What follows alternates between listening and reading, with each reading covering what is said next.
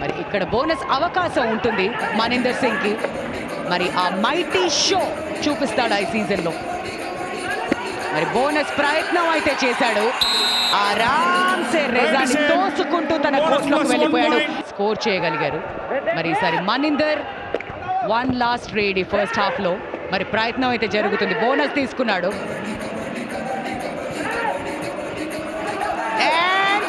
Tackle కోసం అయితే ప్రయత్నం చేశాడు కానీ మరి బోనస్ ప్లస్ పాయింట్ 2 పాయింట్స్ తీసుకువెళ్ళాడు మనిందర్.